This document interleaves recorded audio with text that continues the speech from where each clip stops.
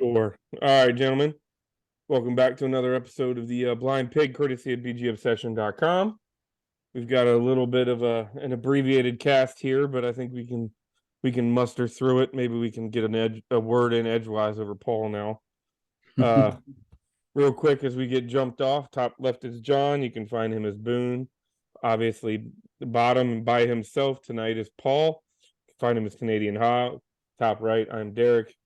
I hail as Silent Threat, so jump on the board. Please feel free to hang out. Give us a shout. Let us know what you like, dislike, and enjoy. Jump into conversation. So, as being as we're kind of a shorter group here, I don't know, kind of a couple different directions we can go into this thing. I think, and you guys can answer this question, and it might be good for you two to answer this question because I'm local and the dead horse has been beaten for the last 4 days about Wentz versus Heineke, and can Wentz execute this offense that Heineke's executing? So I am curious if you guys want to throw in there. I don't know that we need to spend an hour on it like every other Washington podcast probably has over the last couple weeks in every local radio station. But curious, yes or no, quick answer. Do you guys think Wentz could be this effective? Now, I guess the true hypothetical question is, could this team be 6-1 had Wentz started the last 7 games? I think he could be. I mean, I think the whole thing about Heineke, like, it's not that. I mean, I'm a fan. I'm just like everyone else. I see like the things that we love about him. Just his energy, and the team seems to respond to him. But I think the whole kind of line of thinking, like he makes everyone around him better. I think that's a little overblown. I think we had a really slow start, like Rivera teams always seem to have, and we had injuries on the O line, all across the O line. All of our tight ends were injured coming into the first part of the season. The defense wasn't playing like it is now. So I tend to think the team's just everyone's gotten better every step of the way and a little bit healthier. And our running back, we've had a couple of core groups like the wide receivers and the running backs that have exceeded expectations, which were already pretty high, and the defense took off. So I tend to think I don't know why we have to make it like a Heineke versus Wentz thing. It's like if Heineke went down, I don't have a lot of fear that like Wentz. I know the baggage he comes with, and he's got his own issues, right? Heineke's got arm strength, maybe some other issues, decision making issues, and Wentz has his issues as well. But I don't really have any trepidation about if Wentz had to step in, or I'm not one of those guys that thinks that we'd be, whatever 3 and whatever it would be if Wentz had been the starter. I think right now Heineke's got the hot hand, and I mean the relatively hot hand in terms of we're winning. Whether you want to say it's because of Heineke or in spite of him or whatever, it doesn't really matter to a certain point. But I do think if he keeps struggling to hit open plays and we start losing close games instead of miraculously winning close games like we did last Sunday, I think he could easily be sat down and Wentz come back in. And I don't think fans should be. I don't think that we should be blown away if that happens or shocked. If as long as he's winning, whether he plays particularly well or not, I think he's going to keep the job. But anyway, that's a long-winded answer. I tend to agree with you as well, John. I do feel as though we can have or could have had a relatively good string of success with Carson in there as well. As you were alluding to, football's the ultimate team game. And I mean, our special teams have been pretty solid for several weeks. Obviously, the defense has been lights out for several weeks. And when you think to those early season games with Wentz in there, our defense was struggling to find its footing.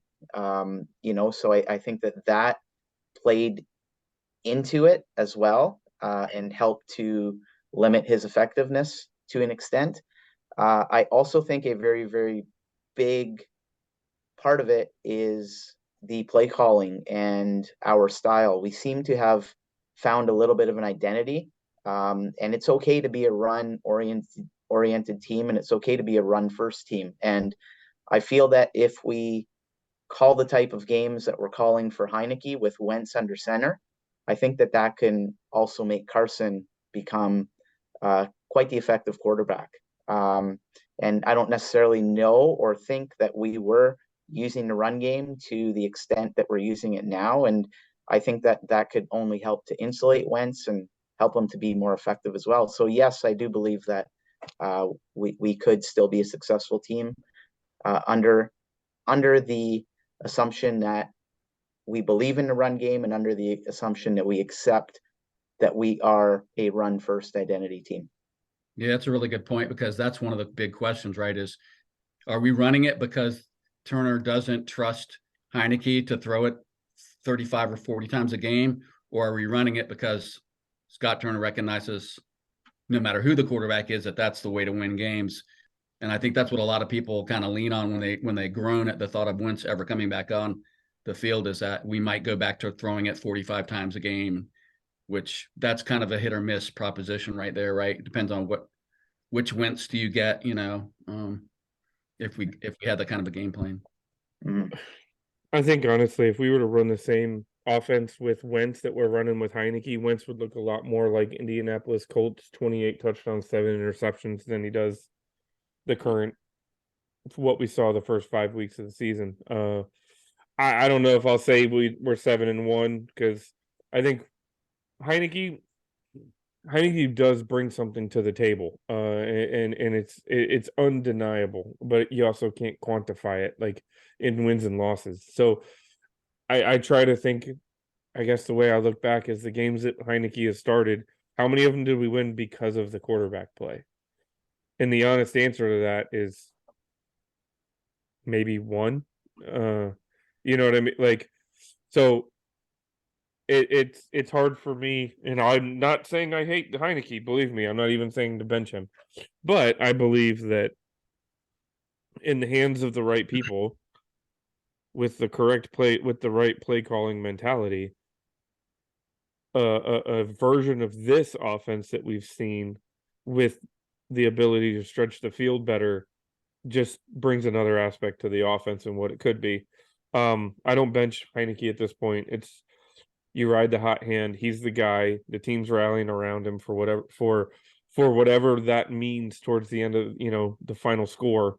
So I'm not saying to bench him, but you do wonder, had we run this offense from week one, had Tyler Larson, believe it or not, at center, because he's been playing apparently really good football, had Logan Thomas back approaching 100%, had Brian Robinson back approaching 100%, had all of these other factors that are beyond just the signal caller. You won, and then the play calling on top of that as the glue that keeps it together. You wonder how much different things might look, and how much different people might view Wentz as a quarterback in Washington. I went back just out of curiosity, because I was like, we focus so much on early season Wentz here, and all just came here with a lot of baggage, probably deservedly so. But I went back and looked at his supposed bad year, 14 games of the Colts last year, and I just went game by game. He threw, I don't have it in front of me, but he threw something like 23, 25 touchdowns and 6 interceptions over the last 14 games, which I think they won all but 4 of those, and 2 of them were overtime losses. So he played pretty.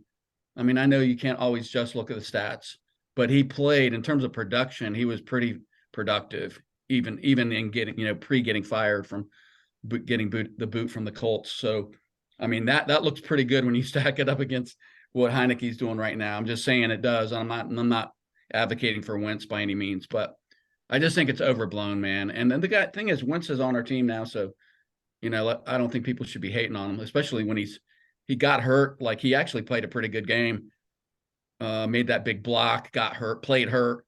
So it's kind of weird that people are banging on him when I mean, he was giving it everything he had at the time that he got knocked out. So it's all good, but again, we might be looking at it a little bit differently if we don't get that win at the in the waning moments last Sunday. Taylor Heineke looked pretty depressed on the bench. I don't know if you saw the sideline shots of him Mm-hmm. as they were driving down the field for the easy, score. Apparently, he looked like a guy who knew that we were probably going to lose because of a couple of his decisions. So I'm glad it didn't come to that, but we might have a different attitude tonight if we had not pulled it out. The other thing I wanted to mention as well, in regards to that whole Heineke Wentz discussion, if you had to pick one of our units very early in the season, let's say during the first month when Wentz was obviously our starter, if you had to pick one of our positional groups that was borderline atrocious, you would probably say that the offensive line was one of our weakest units early in the year. And when you think back to this past Sunday, in particular, there were several of Heineke's really good throws and really good plays where he had about as clean of a pocket as you can imagine. I don't know if Carson Wentz has been afforded that opportunity so far in Washington. He had a group early on in the year that was in transition along the offensive line, and I mean, don't get me wrong, I love the fact that we're winning, but I would be curious to see how he would perform if he had that same steadiness along the offensive front as well. So something to consider, I guess. And I guess the whole point here is we're not bashing Heineke, but it's the door has been reopened because I think realistically, at least the three of us on here and most of the people on the board can realistically look at Heineke's play and say that the reason this team is 6-1 is not because of the production of the quarterback. It's not, we're not watching a player come in and completely transform the team. Unfortunately, what transformed the team was the defense. What transformed the team was some of the other aspects of the team, specifically along the defensive line and in the secondary, and linebacker. Obviously, all three phases of the defense have completely done a 180 since the first 5 games, and I think that we can all say that is why we're winning. So we're curious, I guess. It is, for lack of a better term, is what could that arm do? You know what I mean? It may be curiosity killed the cat. And I don't think any of us, like I said, are advocating to bench Heineke right now. You ride the hot hand; they're hot right now, so you keep it going.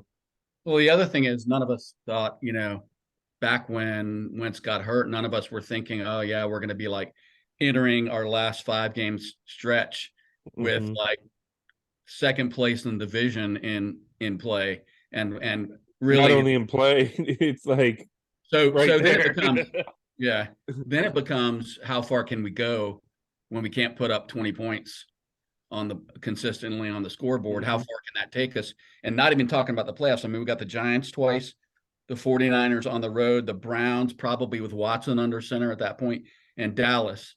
That's not an easy slate to finish up with. And so that's the other thing that, that's why people are talking about it, is if he struggles, I mean, I don't know how much of a struggle you can survive at quarterback and beat those teams. And if you do get into the playoffs, what are you going to be able to do, scoring 19, 20 points a game? But anyway, it's not to bitch. I know people are like, what's wrong with you? We're winning. I get it. Believe me, I cheer. I was screaming just like everyone else on Sunday. So I'm not unappreciative of what we're getting right now. It's been a rare thing for Washington fans to have anything to get excited about. So it's not about that, but I do think look at what we're paying the guy. You have to talk about it. That's a lot of money to pay somebody to sit on the bench if he's healthy, unless you're really sure that, your second string guy is the right guy to be out there. So well, I guess and to right your now point, he is. To your point, John, we have been Washington fans long enough to understand that more often than not, we see the other shoe drop, so when we find ourselves in a situation where we've gone 6-1 in our last 7, we're 7-5 while we're in fourth place in the division. There's a very simple path to second place, like you said, and it's literally 3 weeks away. We all kind of start finding ourselves analyzing where's the shoe gonna drop. You know what I mean? Like, what's gonna be the thing that creates the problem that means that we don't achieve the success that we hope for. And I think that, to your point, that's the glaring question is, can this team win down the stretch and into the playoffs, and can they do it with Taylor Heineke at quarterback? And by doing that, I don't think it's an unfair criticism or concern if we're only scoring 19 points a game, offensively. Because we are facing the worst record in football. We didn't take advantage of it early on as much as we would have liked. But to be fair, Carson Wentz faced Philly.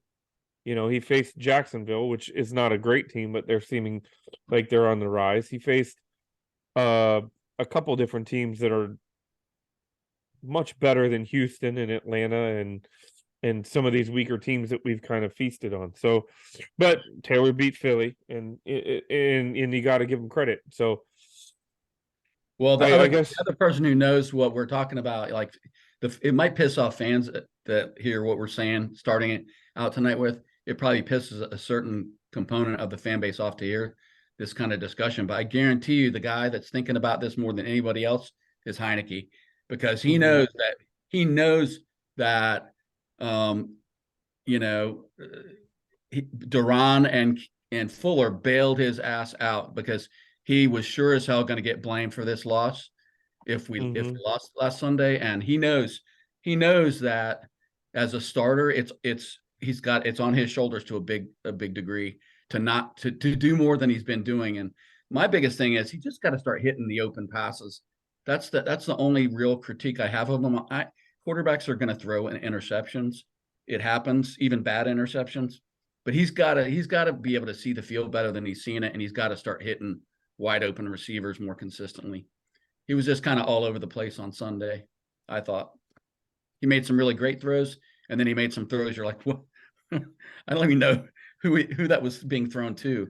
Well, the interception was bad. The interception was vintage Taylor and Heineke, the other and one, the almost interception. And I think I even said it in chat. I said, if we're playing a better team, this is the Taylor Heineke meltdown game that we've all been waiting for, and not waiting for happily, just waiting for because we've seen it, you know what I mean? And unfortunately, you've grown to almost expect it. And I hope we're wrong. I hope all three of us are wrong. I hope Taylor Heineke comes out and he's able. And I don't care if he throws for 10 yards or 1,000 yards in a game. What matters to me is points, and that's at the end of the day, that's all that matters to anybody. So that's all that matters when it comes to the record, is if you can score more points than the person across from you. And that right now we're doing that, and he's aided by the defense. My concern is, can we continue doing that at such a low rate? Where we're bottom third of the league in points scored per game, and that's after we've added 2 to 3 points per game offensively because of this run game that we've been able to unlock. So I hope I'm wrong. I don't care whose name is on the back of that jersey. Obviously, you root for Heineke. I just want to win some damn football games. He's winning them. I'm happy about that. And like I said, I hope this team proves me wrong, and the team is going to have to do it. That we can be the 85 Bears or the 2000 Ravens, and we can go into this defense, into the playoffs and this postseason, playing defensive football and playing clock control football, forcing turnovers. And that's the other thing that nobody's talking about. Carson Wentz had combined 3 turnovers in the 5 games he started, and we have had at least 2 turnovers in the 6 games that since he's been hurt. So there's a lot, including two for touchdowns. Now the Green Bay one was a token touchdown, but it's still in the stat sheet. So yeah, that's been a major flip, right? I think the first 5 or 6 games, it's like, are we ever going to get a pick? Are we ever going to get a fumble recovery? And makes a big difference when you're getting, when you're handing the offense extra possessions, right? Especially in a game like last Sunday where that was just a weird game. I mean, I think they've got some talent and they're a lot like us, the way they try to play. But I mean, they didn't get the ball that many times, either team in that game. It's like, I want to say it was like the quickest first half this year in the NFL or something, because both teams were just pounding it and the clock ran, continuously the first half. But And to be fair, we could have scored another touchdown against Houston.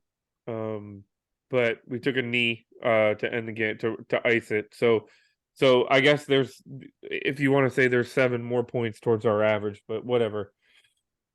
Anyways, I promise this was not meant to bash Heineke. It's just more trying to maintain a realistic approach to the team and the expectations. So I think what to take from it, the bigger answer is, I think that we all believe, regardless of who's under center, that we need to be able to score points a little bit more explosively in order for this to become, a real competitive season. So let me put it that way instead of saying hence Heineke versus Wentz. If Heineke's the guy to do it, then I am happy as anybody can be. I suppose we should be proud of the fact that, and it boggles my mind to say this, but there's only 2 quarterbacks in the NFL right now who have more wins than Taylor Heineke in their last 15 starts. And it's Josh Allen and Patrick Mahomes. It's crazy when you think of it. Like, despite all his limitations and whatnot, it's crazy to think that the guy's 10-5 over his last 15 starts. It boggles my mind. So, and I guess it's a testament to improved team play, improved overall team play. well, I harken back to when Alex Smith was on that, kind of had a similar stretch, right? But Yeah. he couldn't really throw the ball effectively downfield, and so it's kind of like we were doing a lot of the same kind of play calling, just pounding it and ball control. And I mean, maybe I think it speaks more to that than it does, despite everyone. I mean, I've already posted numbers on the board, like people saying Scott Turner's pass happy. He's not pass happy. He's running the ball as much as any OC in the league right now, and he has been for a while. But I think that it just goes to show you, if you play to your strengths, which is in our case, it's run blocking, really great backfield, don't make mistakes, wear the other guys out, and then it pays off at the end of the game. I think you're going to win a lot of games if you stick to that, and I hope we do stick to it. So I guess we can double down a little bit on that with Atlanta. I don't know if you want to. I saw some things with the offense that I think I heard a stat. Rivera said that we had like 45 yards rushing in the first half, and then there was like 140 in the second. Like, it was, so to your point, that's kind of the bully ball we're playing. It's, yeah, Brian Robinson's going to run into the line and he might get 2 or 3 yards, just enough to stay ahead of the chains a little bit, not fall behind them in the first half. But where it's going to pay off is in the third quarter, where you've gotten them, the D line stretched out, you've beat them up, you've got them hurt, like up against the ropes a little bit. And then there were some runs that Robinson has had over the last 2 weeks that you start to see this guy and you're like, all right, there's the guy that we were sold a bill of goods of in the preseason. The vision where he's cutting back across the entire line of scrimmage into a hole the size of a Volkswagen, and then taking the ball and getting it outside. I still want to see that guy get outside in space, to the point where he can actually see if he can leave somebody behind for a change. Yeah, he was impressive. What he had, I want to say he obviously had his first 100-yard game, averaged 5.8 yards per carry, had twice as many carries as Gibson. And I was one of the people that was bitching a little bit about why are we forcing Robinson in there as the starter? We all have talked about that, but maybe now we're seeing kind of why. I still think Gibson's a hell of a back, and I don't know if we've had a running back fumble. I don't want to jinx anything, but I don't recall a running back fumbling this year. Maybe we have, but I mean, that was our big concern, right? Coming into the season is, can we find a running back that can hold onto the ball? But they've all held onto the ball. So that really helps, yeah, that really helps your offensive coordinator want to focus on the running game when your guys are doing a good job and not making mistakes, but he's definitely taken it up like 3 notches. And it just makes you wonder, like, we should have known getting shot in the leg twice. I don't care what caliber it was. I don't care if Mhm. it's a 22 or a BB gun. That's still going to affect you, for it had to affect him quite a bit early on. So I think we're just starting to see what the guy can do. And I mean, I don't know how much more you can praise him. I mean, he was just a beast out there. And like you said, the first couple of games I saw him out there when he came back from the injury, he looked like he was dancing a lot and not really hitting the hole. Well, now it looks more like um, he's just gliding to the hole and then exploding through it. I don't know how to characterize it, but it doesn't look like he's unsure or tap dancing. He's just he just looks really smooth and really powerful hitting the hole. And his Brian Robinson's physicality has really come to the forefront over the last several games. And as I have watched him play of late, especially this last game against Atlanta, um, it to me just it reminded me of what I always associated a Ron Rivera team as being, that being a smash mouth, very physical team, a team that's going to take it to you every week. And in a lot of ways, we are taking on that Carolina identity, of a very physical team that Rivera had when he was successful earlier with the Panthers. So there certainly are some parallels, and Brian Robinson is a very big part of helping that come to fruition. So, on the horizon here and is the Giants. We've got they're they're reeling a little bit. I don't know if you guys have watched the last couple games.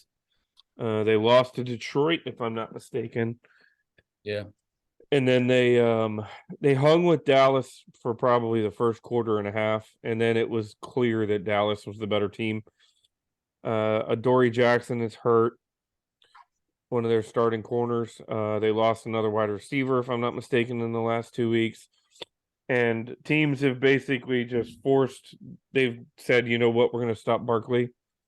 And good luck if Daniel Jones is going to beat us, which kind of plays into our hands because we are a lot better we have been a lot better in the run defense. And our secondary and pass defense has really stepped it up over the last few weeks. So just curious what you guys think is the most important part of how we end up attacking the Giants this week. Because I the mean, they've cool got thing two. is, Go ahead, Derek. the cool thing is, we can game plan for the Giants, then we can take a vacation, and then we can game plan for the Giants again. You know what I mean? So we're in a unique situation here, where if we can identify something that's going to be effective against them, we've got a serious chance to make hay because they have a game in between it and we don't. And I think I want to say they're coming up for the second matchup at FedEx. They're coming off a short week. I don't know if that's right or not, but I thought maybe that was the case. Let me check. But I guess when I look at their roster, obviously Barkley's the big threat. They have they don't really have any really high quality backup running backs, or if they do, they're not getting a lot of carries. It's pretty much the Saquon Barkley show. And then they've got Darius Slayton, who's their primary receiver, leading receiver, and then a couple other guys. They got Wandale Robinson, Richie James, a couple other guys, but and Daniel Jones is the second leading rusher. The only thing that it's two things that concern me with the Giants. First of all, although it's been better lately, they've had our number pretty consistently over the last 5 to 7 years. They just seem like they play better against us than they do other teams. I don't know why that is. That always worries me. Specifically, Daniel Jones. Yes. Yeah, I think we've only won one against Daniel Jones, if I'm Yeah. not mistaken. And then the other thing, then that bleeds into my second point, which is we looked shaky against Mariota. And we apparently, I mean, Rivera said that was one of their big focuses, was not letting Mariota beat him with his feet. But he pretty much, whenever he wanted to take off, he ate our lunch last week to an extent. I mean, I think if they'd have done more of that, we'd have been in bigger trouble. But that always worries me. Even though Jones is not a physical runner or anything. He's fast enough. He's elusive and he's fast enough to hurt us. He's got 456 yards or 451 yards already this year. So he's not afraid to take off with it. But I mean, I think we're a better team. I think on paper, we're clearly a better team, but their defense is 22nd overall. They're middle of the pack against the pass. They're only 26th ranked against the rush. So logic would say, don't let Saquon Barkley beat us and pound it down their throats. That would be the logical game plan, I would think. The other big thing as well, I know New York has been reeling a little bit of late, but if you go back to prior to the Detroit game, up until that point, they were really, really effective in situational football. So I had it marked down that they were ranked second in the NFL in third down defense and also second in the NFL in red zone defense prior to that Detroit game. And when you think of those two aspects, those are two areas where we struggle. We struggle scoring points inside the red zone. We've had our issues from time to time this year on third down. And I feel like we've been a little bit better of late, but it's been too inconsistent for my liking. So I think this is going to be the type of game where New York tries to get back to basics and tries to get back to what they've been successful at this year, which has been really, really good in situational downs. And as you mentioned, John, just getting back to basics with running the football and riding Barkley as far as they can as well.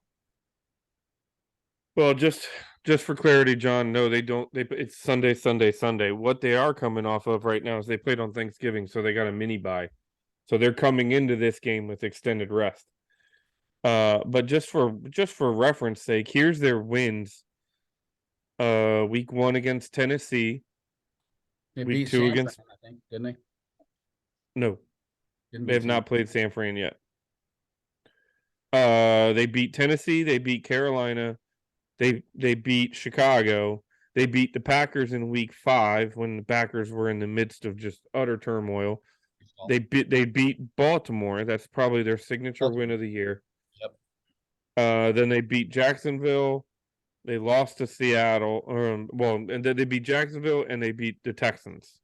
So then here's their losses. They lost to Dallas twice. They lost to Seattle in Seattle, and they lost to Detroit. So there is some disparity there that they don't. Their signature win is Baltimore, but other than that, it's not the biggest resume in the world. Not to take them lightly. I'm not saying that they're a pushover, but it's not like they're hanging with the the tops in the league. So I think that can be an interesting. I don't know. It's a divisional game, and anybody who listens to this podcast that cares enough about this team knows that the Giants could be 0-12 right now, and we could be 7-5 with our destiny in our hands, and they could find a way to beat us 41-16. You know what I mean? Like we've seen that enough times to not take anybody for granted. At least you hope not. I think the team's done well enough. Rivera's made a point to make it happen. Sorry, John.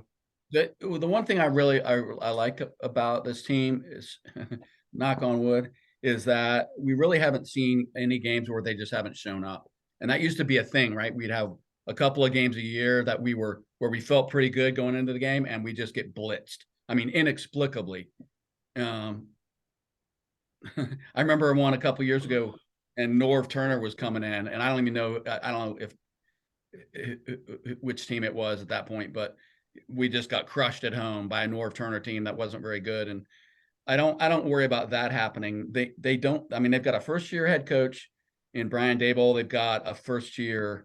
I was gonna make a Franz Kafka joke, but they've got a Mike Kafka who's they're a first year offensive coordinator, and then they have a super experienced defensive coordinator. The one stat that jumped out at me when I was looking at all their rankings this year was Jones has been sacked 33 times already.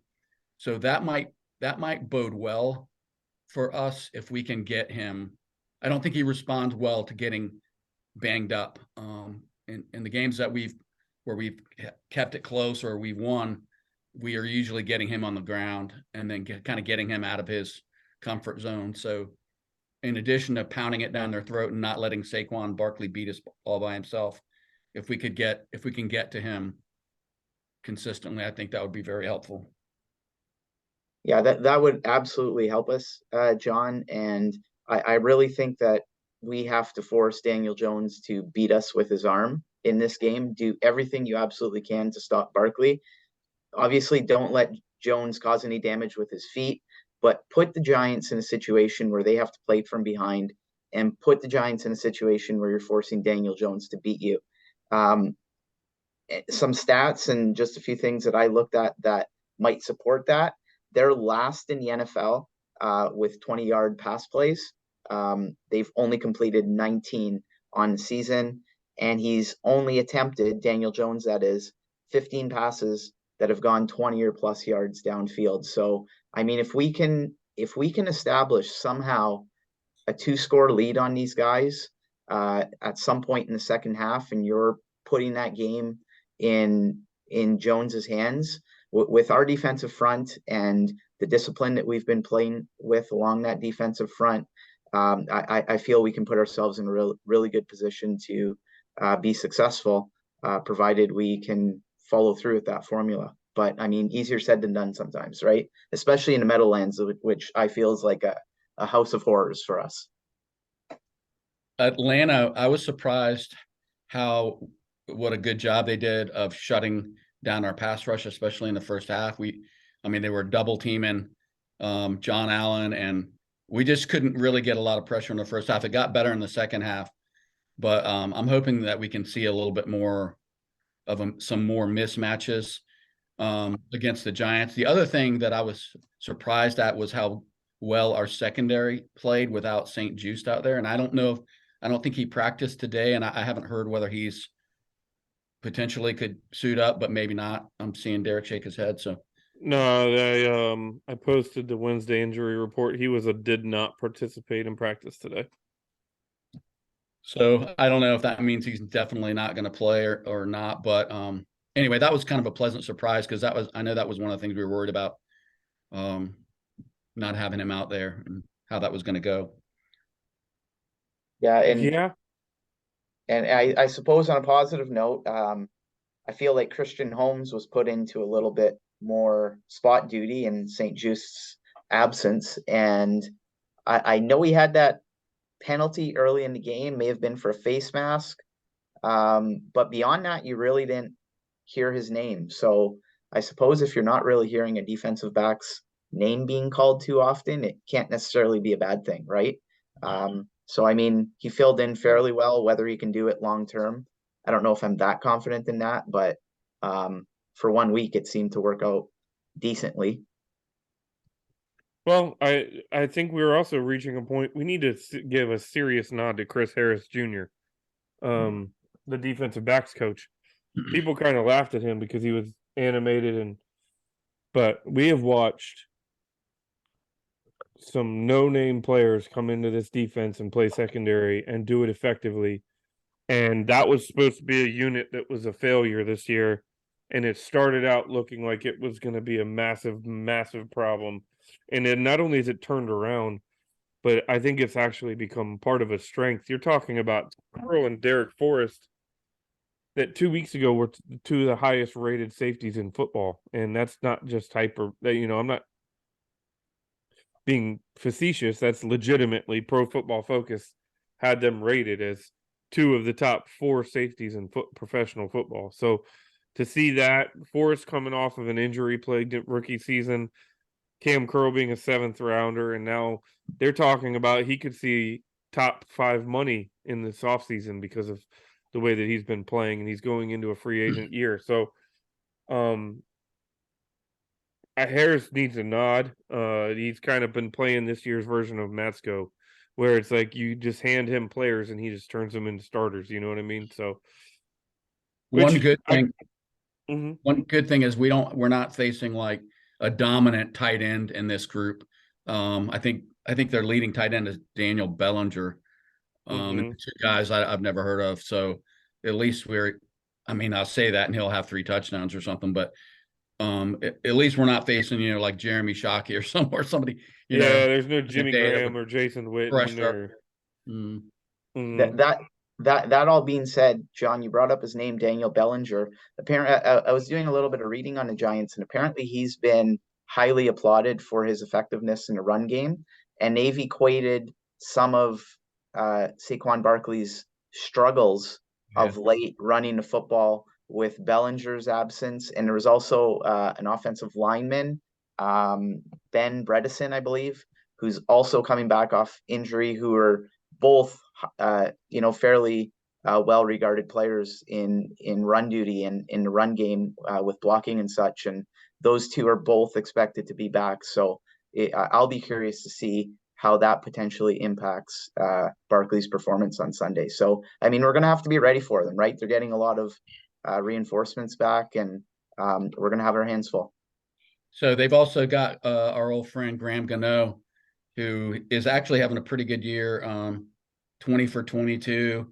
He's 5 for 5 from 50 and beyond. Hasn't missed one from 50 and beyond. He has missed 2 extra points, so that's good news for Joey Sly. He's got some company on the extra point front. That made me really mad. That missed extra point. Yeah, that was not good. That's the other guy who's probably buying dinner for Duran and Kendall. And This Fuller, yeah. that easily could have cost us the game right there, that alone. But By the way, the other obscure former Washington Redskin that's on the Giants is Fabian Moreau. oh yeah, Defensive back. He was limited in practice with an oblique. So I'll be kind of interested to see if he plays. But they literally, I'm looking at they have 3 defensive backs that were limited in practice and a 4th that did not participate. So they are struggling in the back end of their defensive. And so I mentioned that we want to put Daniel Jones in the dirt 7 or 8 times, but who's their backup quarterback? Because I don't have that on tip of my tongue. I would like to know who the backup is. It used to be from let's find out real quick. Sorry. Right. Not that you ever root for anybody to get hurt, but no, I just that can sometimes that can change the whole game. Tyrod Taylor's their backup quarterback. Okay. And the scary thing is that I'd be a little bit more worried. Yeah, that's what I'm saying. Sometimes. Oh, that's interesting. So, before we move before we do a production, I talked about Curl getting big money this offseason in that 14 to 15 to $16 million range, top 5 free safety money. And then that begs the question, is Daron Payne going to get paid what we all believe that what he believes he's worth, and he's proving to be worth this year?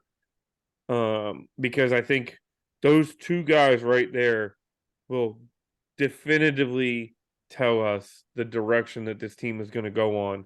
Because if we invest in paying them, this team is going to be a bloody your nose, black and blue, defensive-minded team for as long as Ron Rivera is here.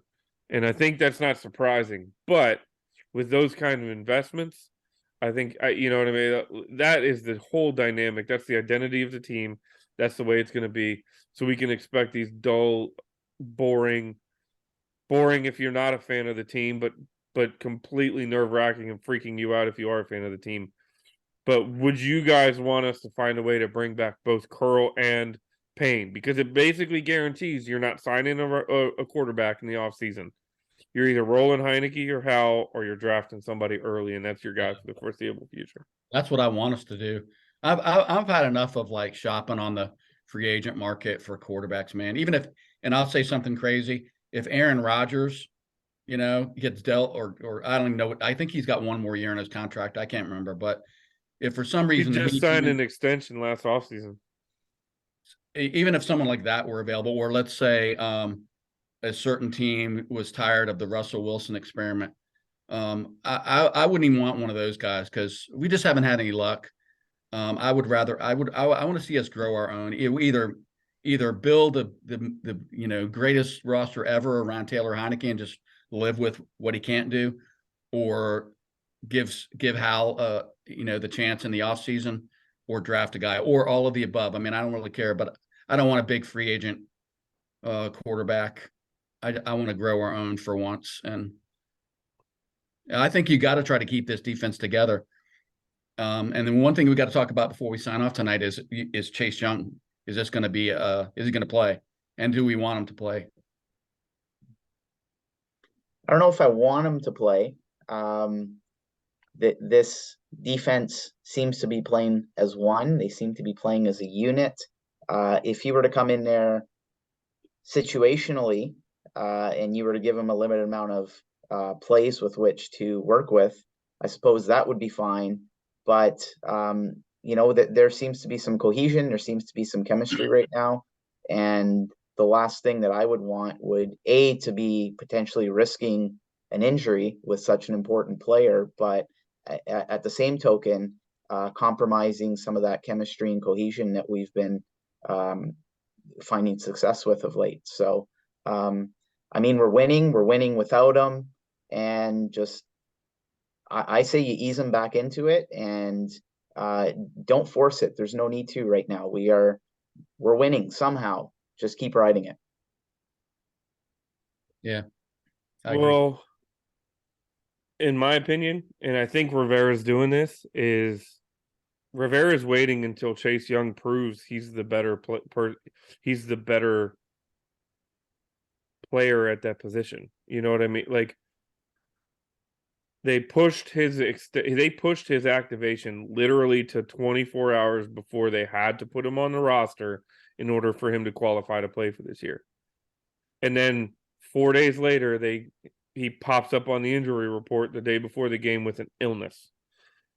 I don't think Rivera wants him to see the field until he proves he is a better option than the other three guys that he's competing with. And I don't think he's going to get there, at least not for the next couple weeks. So, I don't want him out there against the Giants, because I feel like this is a statement. This is the statement game of the year coming up on the road. You have a chance not only to solidify your playoff position, but to put one of the competitors behind you on the 8-ball, and to do it on the road going into a bye week, and then you get to play them again. If there was ever a game to come out and just try to thrash the shit out of the opponent, this is the game. I don't want anything I don't want any mistakes that we can avoid. I don't want to disrupt the defense just in the name of getting him out there and getting him back on the field. I think if they're going to play him this year, at least wait till after the bye. Give him another couple of weeks, see how we can do without him out there. I'm just afraid of shoving him out there right now. I can see him being dressed, and I can see them saying he's on a pitch count, and I can see him playing on the field on 2nd and 18 after a holding penalty, or 3rd and 12. Obvious passing situations where you don't really need to worry about gap control. You don't really need, with Daniel Jones, you need to worry about gap control. But what I mean is, if you can just kind of smack him on his butt and say, go get the quarterback. Just that scene from The Replacement where he said, "I need you to bring me the ball," and they just start screaming at each other. Like, that's going to be Chase Young on Sunday, I think. And it's not going to be a situation where he's in the majority of the snaps. And it shouldn't be until he proves that he's the better option. Because your draft status went out the window 2.5 years ago. You know what I mean? And I was all for drafting him. I will still wear that to this day. I said that was the right pick to make. And it still might be the wrong one. It might be the right one. I don't know. But until he proves that he is the best, he helps the defense be more successful than the other guys on the field, then he shouldn't see the field, in my opinion. Yeah, I'm with you, man. So, Paul, you never answered about the curl and paint. Do you want to invest in both of those guys? Like, do you think we can? I personally would like to. I would like to think that we would find a way to be able to. When you look at the success that many franchises around the NFL are having right now, a lot of those teams are finding success because of homegrown quarterbacks that they've drafted, that they've brought in, that they've identified fit their needs and fit their system. And I mean, it's the long term answer to sustainable success. So I think back to that podcast that we had in the off season when we were talking about potential quarterbacks that were available and whatnot. We all knew in the back of our minds that they were all band-aids. They were all band-aid solutions, right? So I mean, what is the end game here? What is the ultimate goal? The ultimate goal is to win Super Bowls. So we have to find that homegrown talent. We have to find that individual in the draft that is going to be able to sustain this success for years to come, but also allow us to reach the pinnacle of what every NFL team dreams to do, and that is win championships. So I say yes to Payne and Curl under the hope and assumption that we are going to be able to identify someone through the draft and hopefully be right with it for once in our lifetimes. I'm so glad that you said the goal is to win Super Bowls, because look, I'm going to say something that might sound a little insensitive, but I am so tired of this fan base saying, let's just be happy that they're in contention and playing for the playoffs. And it's that, like, I'm not a coach. My opinion doesn't mean shit to the team. You know what? Like, none of us do. But at the same time, the point's to win. Either you're trying to win a championship or you're trying to fail. You know what I mean? Like, you got to do every move you make should be with the idea that it's going to help the team win a Super Bowl. If you're looking at it like this is going to help us make, win 2 extra games a year when you're winning 5, that's not helping anybody. If all you're going to get from any move is 2 extra games, unless it's bringing you from 11 to 13, it's not worth it. So I'm so glad that you put it exactly that way, where the point is to win a damn Super Bowl. So I'm with you, Payne, Curl. I think those guys help you win a Super Bowl. Picking up some. Sorry, go ahead, Paul. The one thing I think that has changed this year a little bit is because we've talked before about how hard it is to keep quality players here. Like we've had examples like Cousins and other players, Scherf, we couldn't, no matter what we offered them, we couldn't get them to stay in Washington. And I wonder if being on a really, really good defense, maybe like bordering on great defense, especially if we can keep it together, I wonder how much of a pull that has on players. Like, who would have thought, first of all, that we'd want Daron Payne for a long-term contract last year? We were ready to trade him. I was ready to trade him. Well, yeah, and I mean, we didn't, right? We didn't. We're in the situation we are now because we didn't do any. We didn't extend him or whatever. But I just wonder, maybe it doesn't matter in today's NFL. Maybe that kind of thing doesn't matter. But I just have to think like, okay, you're competing to go to the playoffs. And the reason is the defense that we built and Jack Del Rio and what they've got going right now. I wonder how much of a factor that could be in retaining those guys, because the alternative is location. We're not going to win that. Tradition of Super Bowl contention. We're not going to win that, at least right now. We don't overpay anymore. We're not going to be the highest bidder. The stadium sucks. There's a lot of, we have a lot of, and the area is expensive as hell. I mean, it's just not really a super attractive place to play. But maybe if you're a great defense, and maybe that means something to those guys. I don't know. Mm-hmm. Well, in the family that they have, you know what I mean? Like that connection that they're the Alabama wall. You know what I mean? That Forrest and Curl might look at it and say, well, I can go to Houston and make an extra $2, $3, $4 million a year, but he looks at the tandem he's got in this backfield with Forrest, and Forrest is on his second year, and they're young, you know what I mean? And St. Just is here, and some of these other pieces, and it's like, I can be a part of a secondary that is affecting the outcome of football games at this point. You know what I mean? It's in a positive way and not in a negative one. So it's interesting. I can't act like I know what the hell they're thinking. I know if somebody slapped a $14 million check in front of me, I'm going to look at that versus a $12 million check, and I'm gonna be like, you know. But that's coming from a different perspective than these football players. I know we're outsiders and we don't have much information, if any at all. Like anything we talk about, we're pretty much speculating. But from my perspective, it also seems like these guys really, really like each other. Like these players genuinely like each other. And you start seeing that family unit starting to take shape within that locker room, in particular on that defensive or with that defensive group. So I wonder how much of an effect that might have in retaining a key cog like Curl or Payne as well, right? You hope it would have a positive influence on that. Yep. So what do you think happens, guys? Somebody want to lead off what happens on Sunday, or do we just want to ride the hot hand and not even try to speculate? Mm-hmm.